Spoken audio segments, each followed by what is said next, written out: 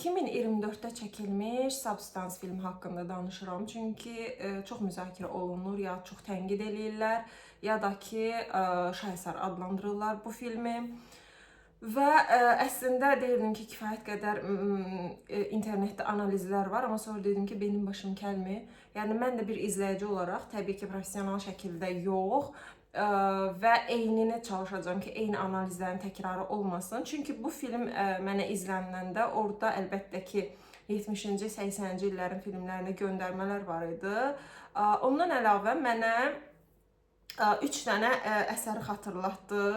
Biri Edgar Allan Poe'nun William Wilson hekayəsi, Dostoyevskinin özgə romanı və Dorian Gray əslində deyirdilər.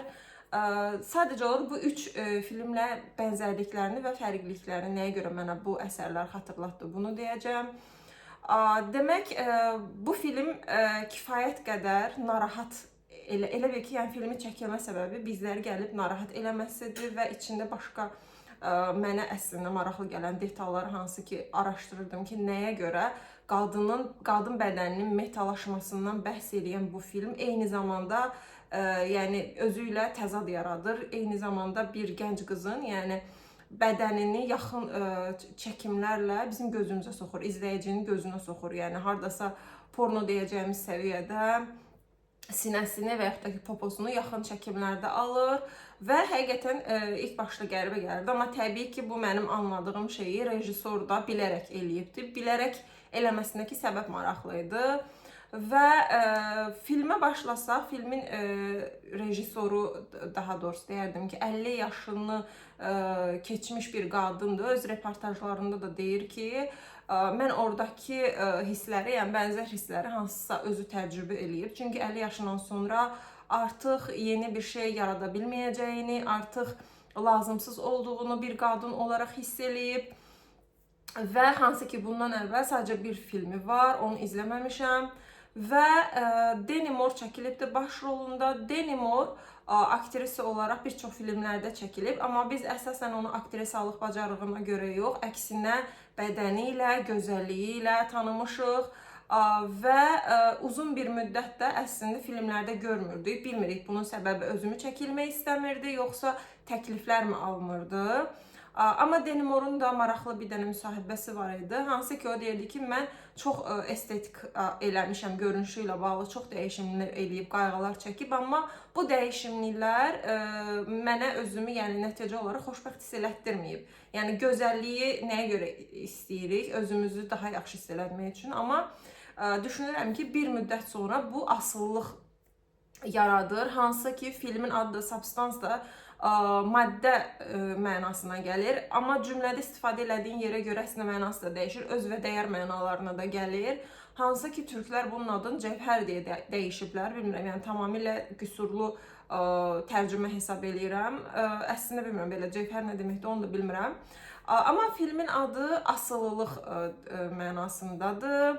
Və deyərdim ki, modern zamanda bu estetika asılılığı tarixin əslində bütün dönəmlərində qadınların üzərində bu xarici görünüş qayğısı, moda sektoru, gözəllik sektoru bir baskı qurubdur əslində. Bununla bağlı, məsələn, Netflixdə bəlgesəllər var.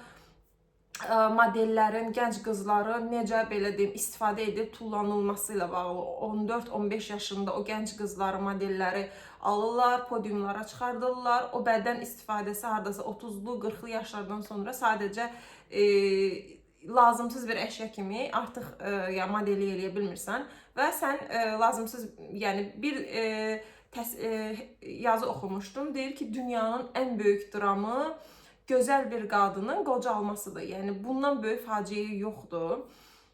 Və o qadınların da əslində o modellərin istəsəniz bəlgesəllərinə də baxa bilərsiniz. Hansı ki, çox dəhşətli şeylər var. Bulmaniya var idi, məsəl üçün, yeyəndən sonra yediyi yeməyə barmaqlarını əllərindən salırlar, özlərini qustururlar və yaxud da ki, pambığı suya batırıb o şəkildə udurlar ki, mədələrində toxluq hissi olsun. Təbii ki, bunların əslində deyilməsi də çox müzakirəli məsələdir. Çünki bu səfər də gedib, yəni gənclər bunları eşidəndə eləməyə təkrarlamağa çalışırlar. Baxmayaraq ki, bunların danışılması, yəni zərərli olması mənasında danışılır. Yəni təhlükəlidir, çünki yetkinlik, yəni şəxsiyyəti formalaşmamış gənc qızların çox görünüş qayğıları olur özləri ilə bağlı və onlar yəni bu şeyləri eləyə bilərlər deyə təhlükəli hesab olunur. Çox yəni gözəllik sektoruna bağlı dəhşətli əslində faktlar var. Anoreksiya var məsəl üçün, yəni arıqladıqca güzgüdə özünü çirkin görür, yəni kök görür məsələn. Və əslində qadın bədəninin metalaşması barədə danışılırıq. Mən belə düşünmürəm. Düşünməməyimin səbəbi də filmdə maddəni Elizabetə gətirən, daha doğrusu təklif eləyən həkim özü də kişi idi. Yəni bir kişi də özünü gəncləşdiribdi. Və başqa bir məqam deyərdim ki, deməli filmin adı əlbəttə ki, baxan kimi ilk Elizabet adı diqqətimi çəkdi. Bilmirəm, yəni bu nə qədər təsadüfdür. Elizabet 16-cı əsrdə o Macar əsirli bir kont var idi. Hətta onun filmi də var. Hansı ki, bir çox şayələr yaranıbdı onunla bağlı. O dönəmindəki gənc qızları, yəni qulluqçuları əslində belə deyim, kimsəsiz qızları öldürüb onların qanında vanna qəbul edirdi və yaxud da ki, qanın içirdi. Bunu sırf gözəl görünmək üçün, yəni narsistliyindən dolayı edirmiş. Və daha sonra isə artıq görür ki, effekti olmur. Onun, yəni bu qan ona kömək olmur. Niyə belə bir düşüncəyə gəlib? Yəni düşünürəm ki, qan mövzusu, məsələn, vampir romanlarında da biz bunu görürük. Bir çox inancda, yəni qanla əlaqəli olduğu düşünülür. Çünki bir müddət sonra, yəni o qan vannalarının, o ölümlərin ona bir təsir olmadığını görəndən sonra bu səfər düşünür ki, problem onun öldürdüyü qızların, yəni qanını içdiyi qızların qulluqçu, yəni aşağı təbəqədən olması da bu səfər də keçir, daha belə deyim, yüksək səviyyədən olan gənc qızları öldürür. Daha sonra da onsuz da cinayətdən üstü belə açılır. Yoxsa digər qızları onsuz da yəni kimsəsiz olurlar, axtarıb eləyən olmur, yəni öldürüb meşələrə atırmış və cinayətin üstü də açılandan sonra, yəni qadın olsa kont olduğu üçün belə bir cəza filan da almır. Amma gözəllik söhbətindən düşəndə, yəni qadının və yaxud da ki, qadın olmasa belə narsizmdən söhbət düşəndə gözəllik uğruna ediləcək şeylər biz görürük ki, çox dəhşətli qadınların, məsəl üçün, korset Viktoriya dönəmində taxırmışlar, qabırğalarını qıracaq qədər sıx, incə belin olmalıdır. Bizim ağlımıza yəni ilk gələn o Macar əsilli Elizabet olur. Yəni də deyirəm, bunun da əslində filmi var. Hər nə qədər yəni müzakirəli olsa da bir çox versiyalar var bu qadının cinayətləri ilə bağlı. Və qanlı kontest deyirdilər hətta ona. Mənim fikirləşdim ki, Elizabet adının seçilməsi ola bilər ki, buna bir göndərmə olsun. Çünki o da, yəni dediyim kimi, görünüşü ilə bağlı çox dəhşətli cinayətlər eləyirdi. Və filmi qısaca danışacağım, daha sonra isə dediyim əsərlərlə nəyə görə mən xatırlatdığını deyəcəm və kifayət qədər uzun bir video olacaq. Çünki dünən bütün günü bu filmlə məşğul olmuşam. Və bizim qəhrəmanımız isə televiziyada idman proqramı aparan bir qadındır. Ad günüdür onun, 50 yaşı tamam olub. Amma baxanda Demi Moore'un həqiqətən estetika belə olsa, o gözəlliyini, cazibəsini hiss eləyirik. Baxmayaraq ki, kifayət qədər yəni gözəl qadındır, idman səhnələri ekranda görürük. Amma 50 yaşında onun şefi, müdürü ona deyir ki, daha doğrusu ona telefonla danışmağına şahid olur. Qadınlar tualetinə gedəndə görür, tualet doludur. Kişilər tualetinə girir və təsadüfən şefinin orada bütün o çirkinliyi ilə, yəni elə bir rejissor o aktyordan bizi iyrəndirmək üçün əlindən gələn hər şeyi eləyib. O tualetdə telefon danışığını eşidir, hansı ki deyir ki, yəni bu yaşlı qadını rədd eləmək lazımdır televizyon. Bizə daha gənc qızlar lazımdır və sonra qadının yaşı ilə bağlı doğurqanlıq məsələsində belə deyim, deyir məsələn, o 50 yaşını keçib də artıq qızlar bilirsən də 25 yaşından sonra doğurqanlığı azalır. Yəni bu da qadınlar üzərində, yəni belə kişilərdə məsəl üçün o qədər baskı yoxdur. Çünki deyirlər ki, kişi istədiyi yaşda ata ola bilər, amma qadınların doğurganlıqları, yəni yumurtalıqları azalır yaş aldıqca. Əslində, yəni sən baxırıq ki, filmdə o kişi də kifayət qədər yaşlıdır, onun müdürü, amma onun heç belə bir qayğısı yoxdur. Yəni deyək ki, olsa mən kişiyəm, mənim belə dərdlərim yoxdur. Halbuki yəni sən 50 yaşındasan, sənin uşağın olsa da, yəni nəticə olaraq nə qədər o uşağa atalıq eləyə biləcəksən. Generasiya fərqləri və s. deyə alır hələ. Yəni buradakı o qadınlara yönəlmiş o iyrənc fikirlər də səslənmiş olur. Yenə də deyirəm, kişinin, şefinin qoca olması detalı özü də. Əslində deyirlər ki, Hollywoodda bir rejissor var, onun adını daşıyır. O rejissoru tanımadığım üçün bilmirəm, amma Hollywoodda ümumilikdə qadınlar üzərində, aktrisalar üzərində çox dəhşətli baskılar olduğunu onsuz da illərlə bilirik. Bu film yeni bir mövzu deyil, belə bir iddiası da yoxdur ki, mən heç kimin demədiyi bir mövzuya toxunacağam, sizi şoka salacağım, dəhşət. Yəni belə bir iddiası da yoxdur. Yəni Hollivooddakı mövzular aşağı-yuxarı bilinir. Onların yenə də deyirəm, maddə bağımlılığı da bilinir, qadınlar üzərindəki o baskı da bilinir və kişilərin bu məsələdəki, çünki kişilərin üzərində bu qədər görünüşlə bağlı baskı yoxdur, yenə də deyirəm. Bu o demək deyil ki, ümumilikdə yoxdur. Çünki yenə də deyirəm, maddəni gətirən özü də kişi olur. Demək ki, yəni o da o baskını hiss eləyibdir. Amma qadınlarda daha yoğundur, belə deyək. Və daha sonra, o səhnədən sonra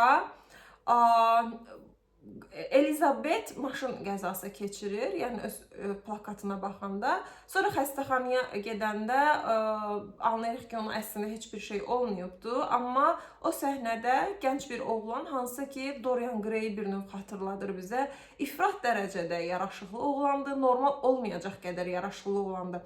Mənə o oğlanın əslində siması birbaşa estetik üzləri xatırlatdı, hansı ki günümüzdə, yəni özəlliklə aşağı səviyyəli, rifah səviyyəsi aşağı olan ölkələrdən gedir söhbət. Çünki məsələn biz Amerika ilə Avropanı belə müqayisə eləyəndə Avropa qadınlarının görünüşü ilə bağlı o qədər qayğıları yoxdur. Yəni nə burun dərdləri var, nə bədənlərindəki hansısa selülit onları narahat eləyir və yaxud da ki geyim mövzusunda çox komfortdular. Amerikaya gedəndə tamamilə yəni əks bir şeylər görürük. Qadınlar çox belə göstərişli geyimlər, aksesuarlar, çox göstərişli makyajlar, yəni bir növ yəni qadınların əslində tam Hollivooda demək olmaz əslində. Amerika və deyərdim ki, rəfah səviyyəsi aşağı olan ölkələrdə daha dəhşətlidir bu durum.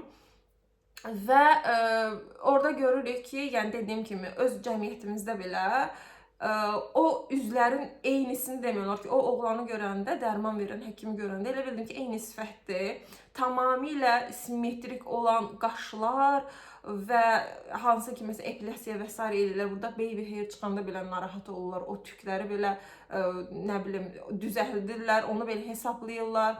Çox incə burun, uca çıxmış, yəni yontulmuş bir növ çənə. Oğlanın sifəti, yəni çox üstündə əlbəttə ki görürdüm ki, makyaj var oğlanın üzündə və o sifətin özü də çox xoşuma gəldi seçilməsi.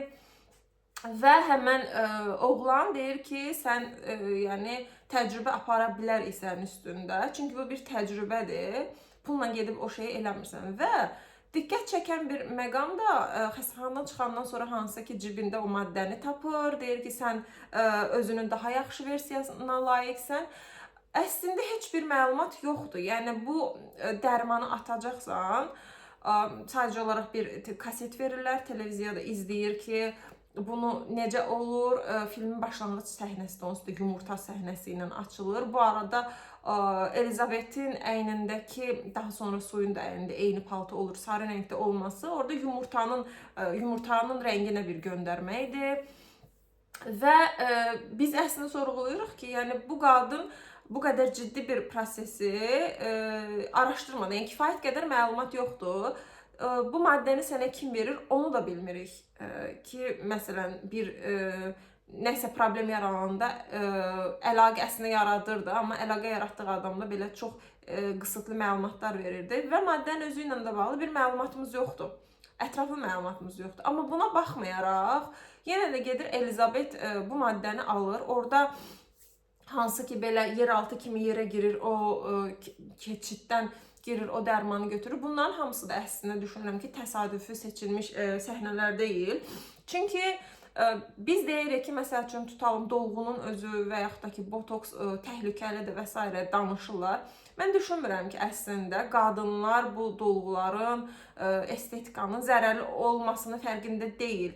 Onlar bu şeylərin kifayət qədər fərqində olmasına baxmayaraq, onsuz da ucuz prosedurlar, ucuz dolğular Azərbaycanın 10-15 manatı məsəl üçün çox qəribədir də, yəni bədəninə sən bunu iynə vasitəsilə bədəninə yeridirsən. Kifayət qədər də fərqindədirlər. Sadəcə olaraq öz dəyər o qədər aşağı olur ki, yəni buna əl atırlar. Elizabetdə də eynisini görürük. Yəni o qədər öz dəyəri artıq azaldılıb ki, itib ki, yəni o ətraflı düşünə bilmir. O çarəsizlikdən bir növ gedir bu şeyi qəbul eləyir və qəbul elədiyi səhnəyə keçirik. Bu arada Elizabet, yəni dediyim kimi televiziyada işləyir, 50 yaşı olmasına baxmayaraq kifayət qədər gözəl görünüşü var, baxımlıdır, hər şey eləyir. Yəni o toplumda ayaqda qalmaq üçün cəmiyyət onu qəbul eləsin deyə hər şeyi eləyir əlindən gələn. Amma yenə də sırf yaşı ilə bağlı cəmiyyət tərəfindən patronun onun dediyi kimi ignor edilir. Bu səhnə mənə özəlliklə Dostoyevskinin Özgə romanını xatırlatdı. Çünki bu romanda da hansı ki gənc yaşda Dostoyevski yazıb, 25-26 yaşlarında yazıb və Belinski də məsələn bu romanı əvvəl bəyənib, daha sonra roman bitəndən sonra isə deyib ki, bəyənməyib, yəni tənqid eləyibdir və Dostoyevski illər sonra hətta bu romanın üstündə işləyibdir. Bu səhnə mənə Özgə romanındakı qəhrəmanı xatırlatdı. Nəyə görə? Özgə romanında baş qəhrəman, hətta bunun filmi var idi, romanda başqa olur adı, amma filmdə Simon gedir daha doğrusu adı.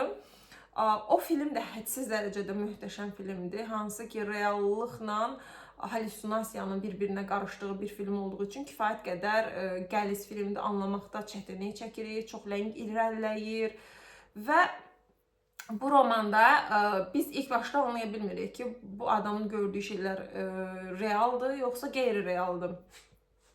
Çünki eynin Elizabet kimi baş qəhrəmanımız bəzənir, düzənir, görür ki, yəni roman belə başlayır ki, pulu olduğunu görür, gedir özünə qəşəng geyimlər alır və sevdiyi qızın ad gününə gedir. Daha doğrusu dəvət olunmadığı halda o ad gününə gedir. Orada isə qız onu görür və qışqıraraq, yəni onu partidən belə deyim, kənarlaşdırırlar. Və daha sonradan, bu hadisədən sonra o öz eynisi ilə qarşılaşır, yəni əkizi ilə qarşılaşır.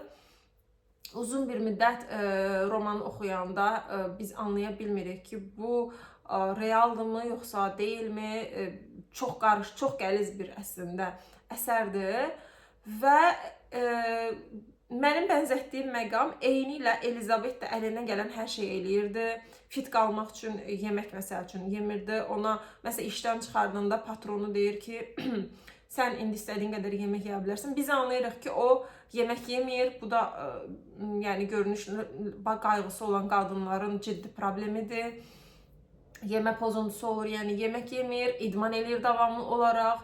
Amma yenə də cəmiyyət onu qəbul eləmir. Eyni ilə Özgə romanında qəhrəman əlindən gələn hər şeyi eləyir, onları özünü qəbul etdirmək üçün. Çünki bir də sinif atlamaq istəyir. Yəni ora aid olmaq istəyir, amma yenə ignor edilir. Diskriminasiya məruz qalır. Eyni ilə eyni durum olduğunu düşünürəm. Və bu arada Elizabetin patronu ilə yemək yediyi səhnədə, hansı ki 50 yaşı olan işdən çıxarılmasını öyrənir və o səhnədə o aktyor 2 kilodan artıq krevetka yediyi deyilir. Eyni səhnənin təkrarı olaraq, yəni hər cür çabalayıblar ki, izləyicini iriyəndirsinlər o adamdan o səhnədən. Və daha sonra dediyim kimi, yəni o çarəsizlik hissi, o özgüvən, bir gəncliyi çox parlaq olan, çox sevilən, ekranlarda olan, görünüşü ilə həmişə alqışlanan bir qadının bir anda sən artıq qocalmısan, sən lazımsızsan deyilməsi, düşünürəm ki, çox ağır bir situasiyadır. və Elizabet o çarəsizlikdən o dərmanı qəbul eləyir və o qorxunc səhnə başlayır, canlanır, hansı ki Elizabetin bədəninin içərisindən, belindən başqa gənc bir qız yaranır. Öncə, yəni o qızın gözündən görürük, hətta Suyi adı verilir o qıza özünə. Və görürük ki, çox gözəl bir bədənli, gənc bir qız, özünə heyran olur. Və şərtlər belədir ki, onun bədənindən belə deyim, maddə çəkir, öz bədəninə vurur həyatda qalmaq üçün. 7 gün Elizabet olaraq, yəni yaşlı bədənində yaşaya bilir. 7 gündə Suyi olaraq, hansı ki gənc və gözəldir. Və əlbəttə ki, gənc və gözəl olaraq yenidən doğulduqdan sonra əslində burada yenə bir paradoksal durum yaşanır. Çünki yenidən eyni şey eləmiş olur. Yəni sənə ikinci bir həyat verilib, bədən verilib, sən gedib başqa cür yaşaya bilərsən. Amma yenə eyni şeyi eləyirsən, bilə-bilə ki, bu sektor sənin bədənini, gözəlliyi itəndən sonra səni tullayacaq. Yenə eyni şirkətə gedir, orada seçmələrə qatılır. Çünki Elizabetin yerinə başqa bir aparıcı axtarırlar. Bu qız qatılmazdan əvvəl bu səhnə çox önəmli idi mənim üçün. Başqa bir qızı, hansı ki üzünü görmürük, bədənini görürük, seçimlərə qatılır. Elizabetin yerinə keçmək üçün müsriflər heyəti onu dəyərləndirir və orada qızı deyirlər ki, yəni qız gedəndən sonra deyirlər ki, yox, onun burnunda problem var. Hətta digər də deyir ki, keşkə burnu yerinə bir dənə də məmə olsaydı. Yəni tamamilə qadını metalaşdırdığını görürük. Qadın demək, belə deyim, göt və məmə deməkdir onlar üçün. Bu səhnəni biz finalda təkrar görəcəyik və ondan sonra Suyi girir və özünü təqdim eləyir. Heyran olurlar ona və artıq deyirlər ki, tapdıq, axtardığımız qızı tapdıq. Hansı ki, daha sonra Suyinin çəkimləri başlayır. Müzakirəli olunan hissə Suyinin çəkimləridir. Çünki tamamilə ayaqlarının arasına qədər yaxın çəkim eləyirlər, döşlərini çəkirlər və burada izləyici olaraq hətta bu işlə professional məşğul olan, bilmirəm rejissor idi, nə idi, amma həmən adamın analizinə baxdım və dəhşətə gəldim ki, bu adam professional şəkildə bu şey eləyir və anladığı, yəni filmdən anladığı məsələyə bax. Və o tənqid eləyirdi ki, qadınlar başlayırlar ki, qadın metalaşması, feministlər başladılar və s. Bu filmi göylərə çıxarırlar, yəni. Amma əslində, məsələn, oradakı gənc qızı çox yaxşı aktrisalıq qabiliyyəti və s. deyirlər. Hə, gördük necə aktrisadır, elə poposu ilə döşlərini göstərirdi. Yəni, dəhşəti dərəcədə qəribə gəldi mənə ki, professional olaraq bu işlə məşğulsan və elədiyin analiz budur. Çünki mən izləyici olaraq belə baxanda, professional olaraq baxmasam da, anlayıram ki, burada paradoks var. Rejissor verdiyi mesaj qadın bədəninin metalaşmasıdır. Amma eyni zamanda, yəni, özü gedir bir qızın bədənini yaxın çəkimlərlə bizə göstərir. Yəni, bu necə ola bilər ki? Əlbəttə ki, rejissor bunun fərqindədir və bu səhnələr hiss olunur ki, hər cür hiss elətdirir ki, qəsdən bu çəkimlər, yaxın çəkimlər olunubdur. Amma niyə? Mən bununla bağlı əsasən bunu axtarırdım filmin maraqlı gələn hissəsi və çox maraqlı bir şey bununla bağlı oxudum ki, orada əslində rejissorun eləmək istədiyi şey, burada bir cinayət var. Yəni bir qadının görünüşündən həzz alırsan və sonra o qadın da, yəni həyatını buna sırf toplum onu qəbul eləsin deyə düzənləyir. Bütün həyatını, bütün maraq dairəsini buna uyğun düzənləyir. Yəni ortada bir növ gözlə görünməz bir cinayət var deyərdim ki. Və izləyicini də eyni ilə o yaxın çəkimlər göstərək, bizi də bu günaha deyərdim ki, alət eləmiş olur. Çünki biz də baxanda, Suya baxanda bədəninə heyranlıq duyuruq. Hansı ki, Suya özü də bu film üçün, yəni hətta protez döşlər taxdırıbdır. Bədənində yəni kifayət qədər dəyişimlər edilibdir. Yəni bunun səbəbi də bizi yenə də deyirəm, bu cinayətə ortaq eləməkdir. Günah demişkən, başqa bir məsələ, məsələn, İncildəki o 7 ölümcül günah var idi. Biz burada əslində bu film boyunca o 7 ölümcül günahı da gördük. Hansı ki, birinci özünü bəyənmirdi, görünüşünü bəyənmirdi və yeni versiyasını yaradırdı. Yeni versiyası yarananda biz görürdük ki 7 gün vaxtı bitməsinə baxmayaraq Elizabetin vaxtından uğurluyurdu gənc qalmaq üçün. Burada acgözlüyü görürdük. Gənc Suyu olduğu müddətdə gedirdi, kişilərlə birlikdə olurdu, şəhvəti görürük. Bu da 7 günahdan biridir.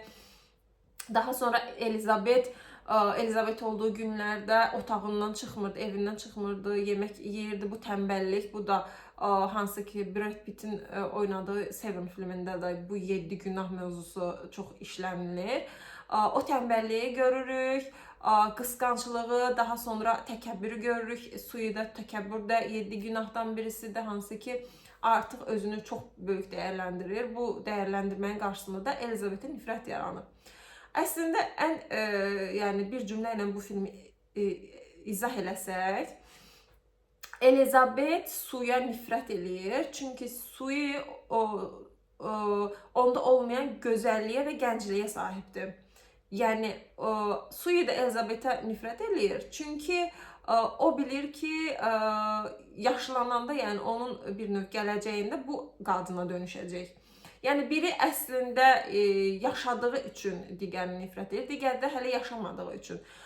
Filmdə bu arada koridor səhnələri var idi. Danışdıqca yəni gözümdə canlanır, film xatırladıqca bunları deyirəm. O koridor səhnəsində Elizabetin gənclikdən bu yana, çünki uzun müddətdir televiziyada işləyir, rəsmlərini görürük. Bu deməkdir ki, artıq bu yaşanmışlığı, yəni artıq bitmişliyi, bütün dönəmi yaşayıb göstərir. Suyu isə sadəcə o gənclik dönəmini, yəni artıq onun yaşayacaqları hələ qabaqdadır. Bunların fərqləri buradadır. Və filmə qayıtsaq, deməli bədənindən çıxandan sonra dediyim kimi 7 gün sən yaşamalısan, 7 gün Elizabet yaşayır və biz ilk başda görürük ki, Suyu bildiyin, yəni nifrət eləyir Elizabetə, o qocalmış bədəninə. Hansı ki nifrət elədiyi də özüdür. Davamlı olaraq film boyunca da məsələn zəng eləyirlər maddə ilə bağlı. Elizabet də Suyu zəng eləyəndə deyir ki, məsəl üçün o dünənəm içki içmişdi, içki dedi və ona hər dəfə izah eləyirlər ki, o və sən deyilən bir şey yoxdur, siz ikiniz eyni adamsınız. Yəni bu insanlar ikisi eyni adam olmasına baxmayaraq bir-birlərinə nifrət eləyirlər. Və yəni Suyu gənc olanda əslində biz görürük ki, o necə Elizabetin bəlkə də uzun müddət aldığı şöhrəti Suyu çox qısa bir müddətdə alır. Elizabet də ona qarşı bir qısqanclıq yaranır. Bu filmin ən maraqlı səhnələrindən biri Elizabetin illər öncə bir tanışımı deyim, məktəbdən deyəsən dostu olur. O kişi ilə qarşılaşır və daha sonra görürük ki, o Elizabet olduğu bölümdə kişiyə zəng eləyir, görüşmək istədiyini deyir.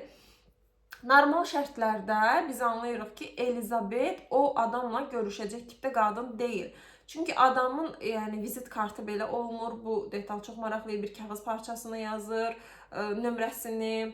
Elizabetə heyranlığını duyur. Yəni normal şərtlərdə Elizabet ona baxmaz. Amma o qədər özgüvən əksikliyi yaşayır ki və o kişi ona hələ də gəncsən, gözəlsən dediyi üçün, sırf özünü yaxşı hiss elətdirmək üçün o adama meyllənir, görüşmək istəyir.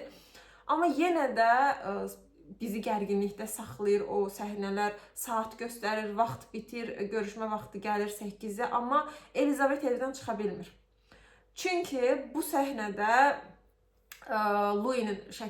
Suyunun şəkillərinə baxır, onun dodağına baxır, məsəl üçün öz dodağını bəyənmir, yenidən pomada çəkir, yenidən makyaj eləyir, sonra üzün. O səhnədə bu arada deyəsən 22 dəfədən çox yox səhnə çəkilib, artıq makyaj seti rejissora deyiblər ki, artıq Demi Moore'un üzü zədələnir, yəni ona görə bu səhnəni daha çox çəkə bilmərik, amma dəfələrcə üstünü işləyir və çox dəhşətli bir səhnədir, çünki demək olar ki, hamımız bənzər şeyləri o qədər də ağır olmasa yaşamışıq bənzərini, düşünürəm ki.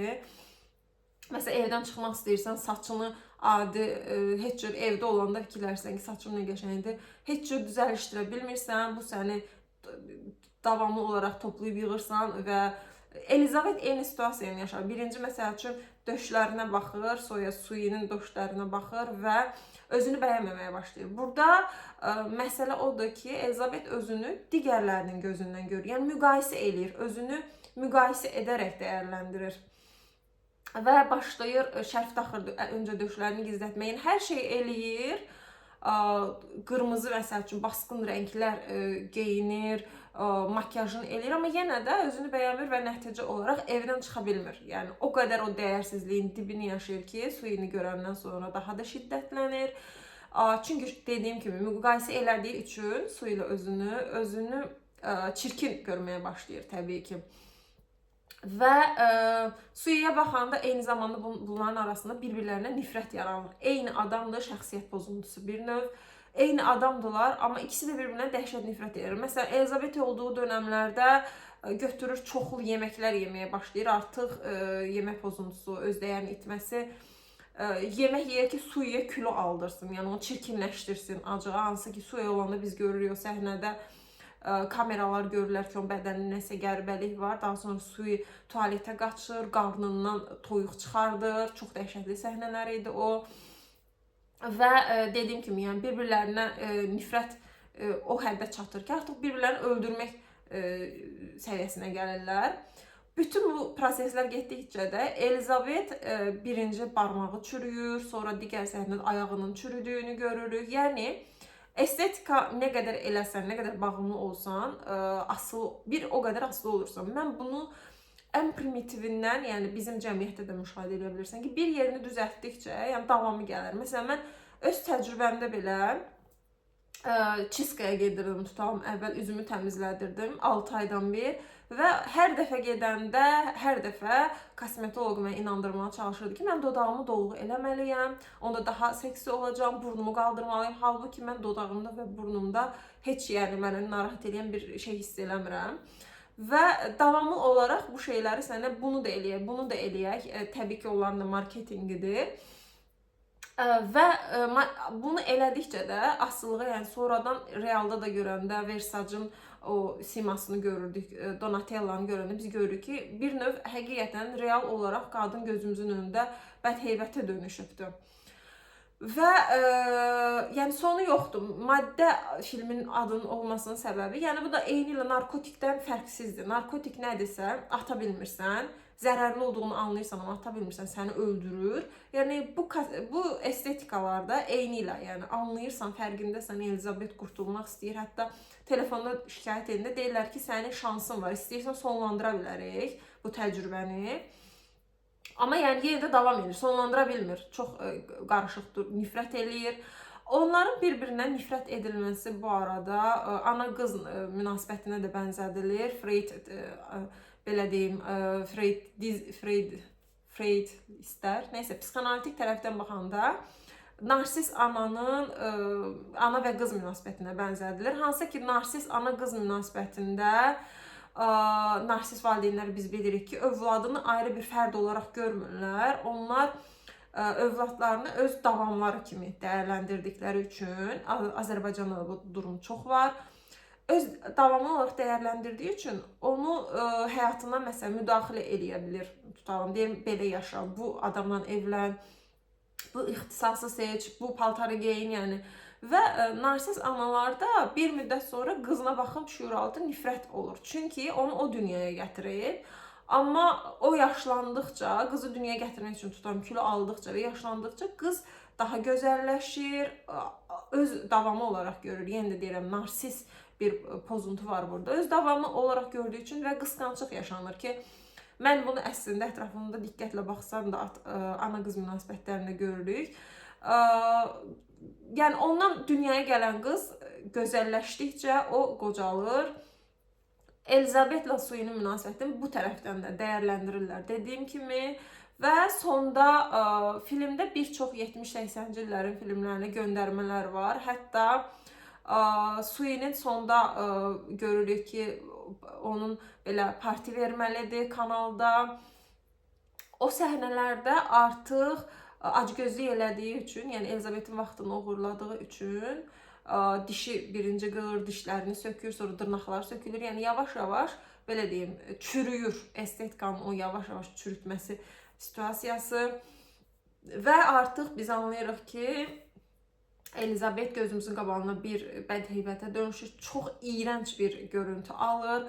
Amma yenə də o qədər, yəni dəhşətli bir səhnə idi ki, yəni düşünürəm ki, o estetika elədikcə, yəni çirkinləşdikcə tutalım, buranı qaldırırsan, bu səfər bu tərəf düşür, buranı da qaldırırsan, dodağa iynə vurursan, sonra kifayət eləmirsən, biraz da şişsin, biraz da şişsin. Yəni əslində hamımız müşahidə edə biləcəyimiz bir şeydir. Və o bət-heybətə çönəndən sonra üzünə belə maska taxır, yenə gedir o baloya, yəni. Yenə o geyimi geyinir, o balodakı geyimi geyinir, yəni ora gedir. Girişdə isə balo səhnəyə çıxandan sonra isə insanlar onu görürlər, qışqırırlar.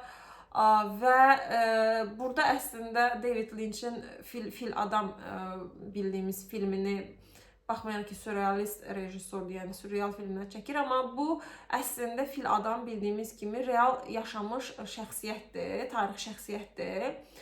Və o da nadir rastlanan bir xəstəliyi olur Fil Adamın. Hansı ki, onun görünüşünə görə filə bənzədirlər və Fil Adam ləqəbini taxırlar. Daha sonra Anthony Hopkins filmdə, yəni həkim rolunda onu belə deyim, üstündə təcrübə aparmaq istəyir xəstəliyin və daha da pis olur. Yəni nəticə olaraq yenə bu adam bir eksperiment mövzusu olur. İnsanlar onu gəlirlər, izləyirlər və s. İnsanlar yəni onun görünüşündən dolayı diskriminasiya edirlər, yəni qəbul eləmirlər, sonda da o ölür. Burada da ona bir göndərmə var idi. Çünki səhnədə deyir ki, qorxmayın, bu mənəm. Eyni Fil Adam da bu səhnədə belə idi. Yəni Elizabeth nə qədər qorxmayın, bu mənəm dediyi halda gəlirik filmdə ən bəyəndiyim səhnəyə. O səhnədəykən biz görürük ki, ağzından mı deyim, nə deyim, yəni başından bir döş çıxır. Sallanmış şəkildə döş çıxır. Bu səhnə nəyə görə önəmlidir? Çünki Suinin seçmələri qatılmazdan öncə hansı ki bir qız göstərilirdi o seçmələrdə, biz o qızın üzünü görmürdük. Orada bayaq dediyim kimi o şefi, yəni kişi danışır ki, keşke burnu çox pisdir, keşke burnu olmazdı, onun da yerinə bir dənə döş olardı. Yəni sonda biz görürük ki, o burnu yerindən döş çıxır. Yəni əslində bu belə deyim, bət-heybəti yaratmağınız sizin istəkləriniz. Yəni sən nə istəyirsənsə, moda bunu tələb edir, bunu istəyir, patriarxizm sistem bunu istəyir, qadın gedir, o burnunu əməliyyat elətdirir, özgüvən əksikləri. Bu arada bu məqam da çox önəmlidir. Çünki dediyim kimi deyirlər ki, bu filmdə də yəni kişi birinci dərmanı verir, yəni oğlan özü də onu qəbul eləmiş olur. Sadəcə fərq odur ki, yəni qadınlardakı kişilər qədər baskın deyil bu görünüş qayğısı. Məsələn, heç bir kişi yaşlandıqca nə bilim, cəmiyyət tərəfindən, məsələn, kişilər yaşlananda nə deyirik? Olğunlaşıb, oturuşub, karizmatik olub. Qadın amma 30 yaşından keçsə xalaşqa olursan, yəni. Bu, yəni yaş mövzusu belə, bioloji olaraq belə, cəmiyyət tərəfindən qəbul görəndə belə, yəni, məsələn, bir kişi özündən 10 yaş balaca qızla birlikdə ola bilir, burada bir problem yoxdur, amma eynisini qadın eləyəndə çox, yəni, özəlliklə müsəlman cəmiyyətlərində həqiqətən çox qəribədir. Çünki Məhəmməd də özündən 25 yaş böyük qadınla evlənmişdi və yenə də, məsəl üçün, kişi duldursa evlənə bilir. Gənc, hətta istəyirlər, yəni adam özü boşanıbdır və uşağı var, istəyir ki, gənc evlənməmiş bakirə bir qızla birlikdə olsun. Halbuki, məsələn, qadın boşananda küçə sorğuları eləyirlər də, bizdə boşanmış qızla evlənərsən. Halbuki, yəni, yenə də deyirəm, bu toplum özünü müsəlman adlandırır və Xədicə də Məhəmməddən öncə 2 dəfə evlənmişdi, yəni duluydu. Nəysə, bu çürümüş və səhti dəyərlər filmindən uzaqlaşdıq, sadəcə o yadıma düşdü ki, bu yaş mövzusu da kişilər, qadınlar üçün o saat da eyni işləmir. Və bir də patriarxizm mövzusu var. Patriarxizmdə qadınlar, yenə də deyirəm, bu estetika asılılığı nədən yaranır? Özgüvən, öz dəyər itməsindən. Baxırıq ətrafdakı, yəni deyirəm, öz cəmiyyətimizə baxsaq, oğlanların görünüşü ilə bağlı heç bir qayğıları yoxdur və yaxud da ki, geyimləri ilə bağlı. Amma qızlarımız davamlı hər gün saç verin, hər gün saç rəngim, hər gün makyaj, hər gün baxım və əsla, yəni yetərli olmur. Əsla bədənini bəyənirsə, üzünü bəyənmir, saçını bəyənmir. Yəni heç vaxt mən kabloksuz universitetdə qız tanıyırdım ki, çölə çıxa bilmirdi. Amma oğlanların bu qayğıları yoxdur. Bunun isə səbəbi yenə kökü gedir çıxır patriarxal sistemə. Nəyə görə?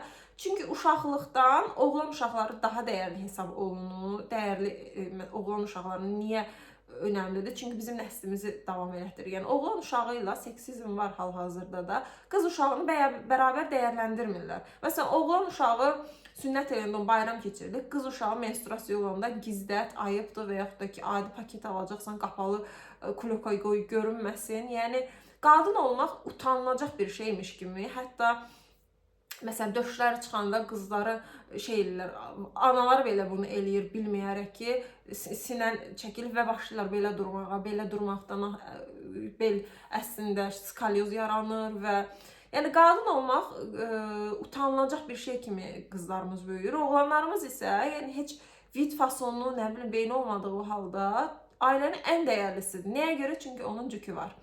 Yəni həqiqətən o şeylər də uşaqlıqdan kişilər məsəl üçün biz deyirik, əslində gülürük ki, sevgililərinə narsist edir. Çünki yəni ailədən gəlir. Mazoxizm niyə yaranır? Dəyərsizlikdən sən gedib mazoxist olursan, təhqir edilməkdən zövq alırsan. Çünki bunu görmüsən uşaqlıqda.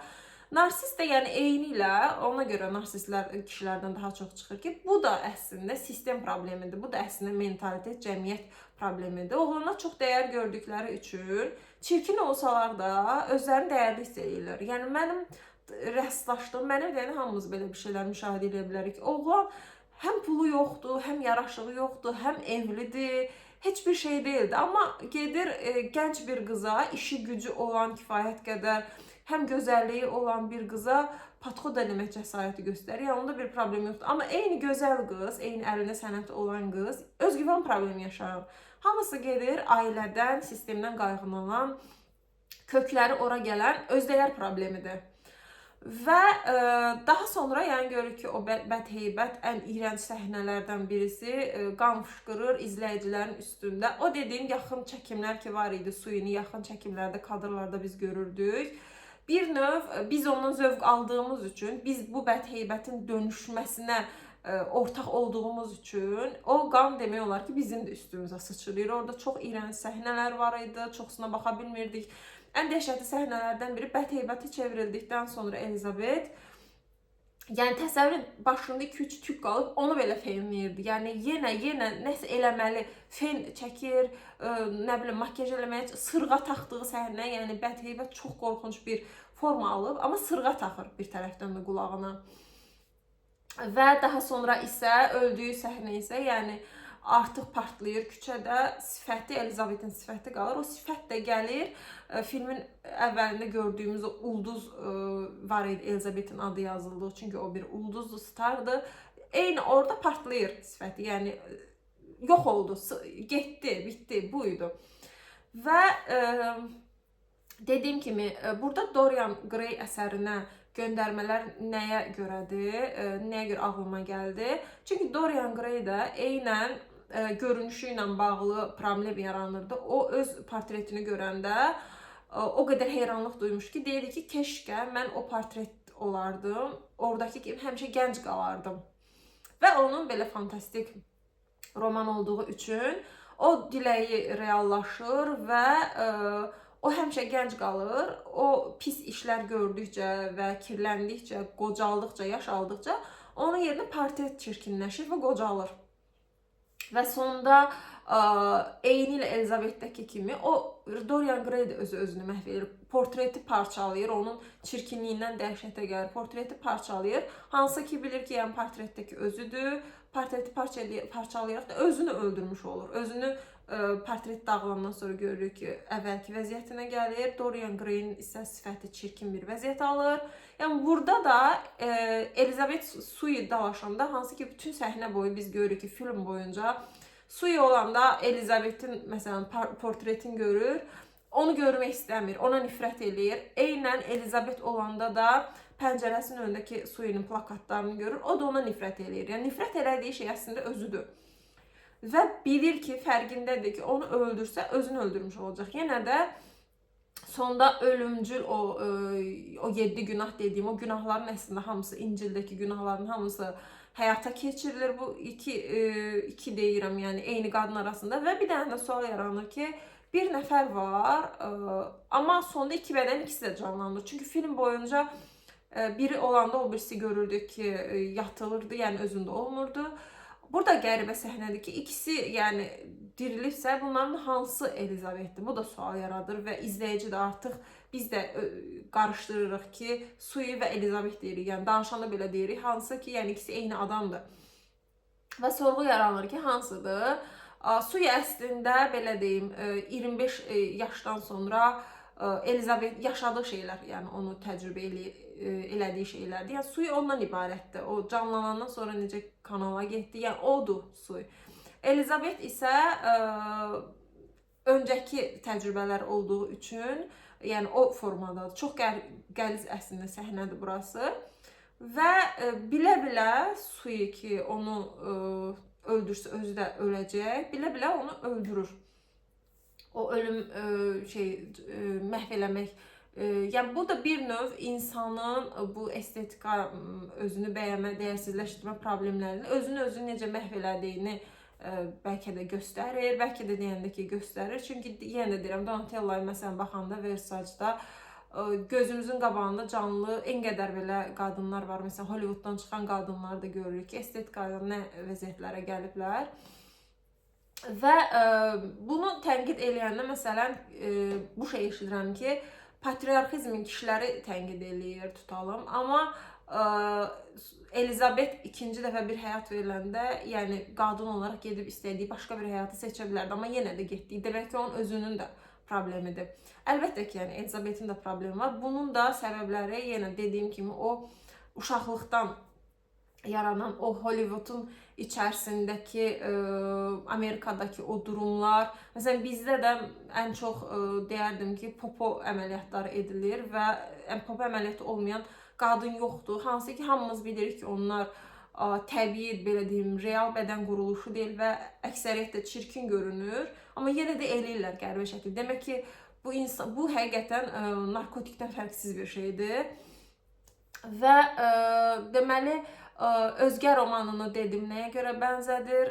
Özgə romanında isə Dostoyevskinin, yəni dediyim kimi, sevdiyi qızın ad gününə hazırlaşır, əlindən gələn hər şeyi eləyir ki, o cəmiyyət onu qəbul eləsin, ad gününə gedir dəvət olunmadığı halda. Orada isə qız onu qışqıraraq onu uzaqlaşdırırlar, yəni rədd eləyirlər, belə deyim, ad günündən. Və daha sonra o öz əkizi ilə qarşılaşır. Onun əkizi onun ilk başda yəni iş yerində gedir, qarşılaşır həmən adamla, özü ilə belə deyərdim. Və qəribə şəkildə iş yerində də hər kəs onu qəbul eləyibdir. Yəni kimsə yadırğamır ki, bunlar necə eyni adamdılar.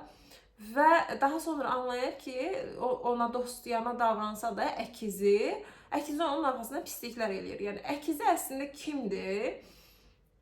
Əkizi hansı ki, qəhrəmanımız belə deyim, əzikdir. Qıza sevgisini belə etiraf eləyə bilmir, yaxınlaşa bilmir, hətta ünsiyyət belə qura bilmir. İlk səhnələrdə, hətta filmdə də biz bunu görürük. Kifayət qədər ağır bir filmdir. Və ola bilmədiyi obrazdır əslində. Olmaq istədiyi obrazı yaratmış olur öz şüurunda. Hansı ki, o kifayət qədər insanlarla asanlıqla qadınlarla ünsiyyət qura bilir, insanlarla ünsiyyət qura bilir, özünü cəmiyyətə qəbul elətdirib. Amma bizim qəhrəmanımızda bu problem var. Cəmiyyətə özünü qəbul elətdirə bilmir, sinif atlaya bilmir. Və daha sonra da, yəni film boyunca yenə də deyirəm, roman daha gəlizdir. Çünki biz anlaya bilmirdik romanı ilk oxuyanda ki, bu adam həqiqətən şizofrendir, yoxsa nə baş verir. Bu romanla da bağlı bu arada tənqidçilər bir çox şey deyir. Məsəl üçün, o yazıldığı romanda şizofreniya deyilən bir xəstəlik adı belə deyim qoyulmamışdı. Ona görə ruh həkimləri tənqid edirlər ki, yəni sən romançısan, get romanını yaz. Niyə bu bizim işimizə girirsənmiş kimi. Amma bəziləri də yəni çox yüksək, Freud kimi məsəl üçün çox yüksək qiymətləndiribdir. Və filmdə yəni sonlarda biz anlayırıq ki, şizofreniya xəstəsidir. Və o travma necə ki Elizabetdə, yəni yenə də deyirəm, ignor olunduğunu anladıqdan sonra bir növ travma yaşayır, onda belə bir hərəkət eləyir. Burada da qız onu rədd elədikdən sonra, ad günü atıldıqdan sonra öz əksini görür. Amma əslində öncədən də şizofren olur. Və Dorian Gray ilə bənzərliklərini dedim. Bir də William Wilson, Edgar Poe'nun qısa hekayəsidir. William Wilson'da isə əslində mövzu fərqli olsa da deyərdim ki, orada da bənzərliklər var. Çünki William Wilson öz uşaqlığından danışır hekayədə ki, mən məktəbdə oxuyanda mənim bir dublikatım, belə deyim, əkizim yaranmışdı. Hansı ki, mənim tam əksim idi. Yəni mən nə qədər saf, yaxşı insan olsam da, o qədər fürsətçi, belə roldan rola girən, insanlarla, yəni ünsiyyət qura bilmək üçün, həyatda qalmaq üçün hər şey eləyə bilən bir obraz idi və mən nə vaxt pis bir iş görsəm, eləsəm, həmən adam mənə müdaxilə edirdi, yəni qoymurdu. Bir növ vicdanı kimi əslində o yaratdığı adam onun vicdanı olur. Və qoymur axı sonunda da o yaratdığı obrazı özü öldürmüş olur. Yəni bunun ayna məsələn səhnəsi var idi o hekayədə ki, aynada öz əksini görür. Bu arada ayna da psixologiyada çox önəmlidir. Çünki psixoloqun adı yadımdan çıxdı. Uşaqlıqda məsələn aynaya baxıb özümüzü ilk dəfə dərk elədiyimizi deyir. Yəni özümüzü, şəxsiyyətimizi axtaranda uşaq 1-3 yaş arasından gedir söhbət, özünü görür orada ilk dəfə əksini anlayır və daha sonra isə əslində bu tanışlıq mı deyim, bu özünü dərk əslində səthi olur, yəni əksi olur və daha sonra da anasına baxır. Yəni bu ayna metaforu da orada çox önəmli idi, bu William Wilson'da. Və burada da yəni o vicdanını bir növ öldürmüş olur, yaratdığı əksi öldürmüş olur. Edgar Poe'nun bu əsəri digər analizlərdə görmədim, əslində özgəni də görməmişdim. Yəni bu romanları, hekayələri mənə xatırlatdı. Ümumilikdə götürəndə yenə də deyirəm, moda sektoru ilə bağlı, özəlliklə o Hollywoodun və yaxud da ki Amerikadakı qadının metalaşması mövzusu ilə bağlı kifayət qədər bəlgesəllər var, real çəkimlər var, istər bulimiya ilə bağlı, istər anoreksiya, qadınlar, gənc qızlar məsələn anoreksiya olurlar. Çünki moda sektoru bunlara inandırıb ki, nə qədər arıq olsan o qədər gözəlsən və yaxud da ki xırda bir kilo aldınsa, deməli sən çirkinsən və yaxud da ki üzünə bir sızanaq çıxırsa, yəni qəbul olunmursan, qüsursuz, sifət qüsursuz olmalıdır, sifətin hər bir tükü, hər bir dənəsi simmetrik olmalıdır. Yəni bunun üçün də qızlar da o moda sektorunu, yenə deyirəm, yeniyetmə qızlardan gedir söhbət, ora uyum göstərmək üçün, özlərini qəbul elətdirmək üçün, sırf o cəmiyyətə. Çünki əks halda cəmiyyət tərəfindən diskriminasiya edilirlər, yəni qəbul edilmirlər. O cəmiyyəti qəbul etdirmək üçün bunları elədikcə anoreksiya yaşanır. Yəni adama izah eləyə bilmirsən ki, sən xəstəsən, çox arıqsan, amma özünü kök hiss eləyir. Yenə də deyirəm, dəhşətli dərəcədə bir müddət sonra nə qədər modellər əslində həyatını itirir. Çünki pambıq, yəni pambığı suya batırıb mədə toxluq hissi yaratsın deyə bu cür qidalanmalar.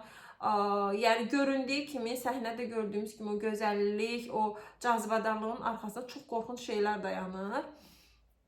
Və bu filmdə əslində yenə deyirəm, onsuz da belə bir iddia yoxdur ki, yeni bir şey deyir, amma bizi kifayət qədər düşünürəm ki, narahat elədi. Amma bu narahatlığın bir nəticəsi olacaqmı? Yəni bu dəyişimliklər olacaqmı deyə, yəni düşünmürəm əslində elə bir dəyişimliklər olduğunu.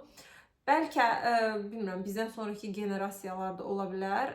Bir də bu filmdə, Substance filmində ki kişilər hansı ki dişini suyu məsəl üçün itirir, gülümsəyə bilmir. O səhnədə belə xatırlayırsınızsa, şefi ilə yanaşı onun arxasındakilərin də hamısı yaşlı kişilər idi. Yəni kişilərin yaşla bağlı heç bir şeylər yoxdur, yəni limitləri yoxdur. Onlar yaşlı olmasına baxmayaraq orada gənc qızlardan, onların bədənlərindən zövq alırlar. Oradakı rejissorlara Hollywooddakı bəlkə də göndərmə ola bilər. Sən Hitchcockla bağlı da Hitchcockun çox böyük heyranı olmağıma baxmayaraq, onun real həyatdakı aktrisalarla münasibətini falan oxuyanda çox böyük xəyal qırıqlığı yaşamışdım. Yəni bilmirəm, bəlkə də dəyişikliklər olar, amma bu filmlər bəlkə də daha çox çəkilməli, daha çox narahat edilməlidir, nəsə olar, bilmirəm. Amerikada o qədər də düşünmürəm dəyişikliklər olacağını. Amma ümumilikdə dediyim kimi, qadının metalaşması, bu estetika, bağımlılığı, özünü bəyənməmək, yəni bunun sonu gəlməyəcək. Mən hətta orada məni qadın inandıranda ki, sənin burnunu qaldırmalıyıq, mən o anda fikirləşirdim ki, bunu eləsəm həqiqətən bunun sonu olmayacaq. Çünki onu eləsən, yanağımı qaldırım, çənəmi düzəldim, bildiyin səni o siz o satışını eləyə bilsin deyə səni özündən asılı bir vəziyyətə gətirirlər. Amma bizim məşhur filozofumuzun da dediyi kimi, məşhur Azərbaycanlı filozof Səməd Səmədovun da dediyi kimi, hər yaşın öz gözəlliyi var. Yəni belə şeylərə ehtiyac yoxdur, bacı-bacıyıq.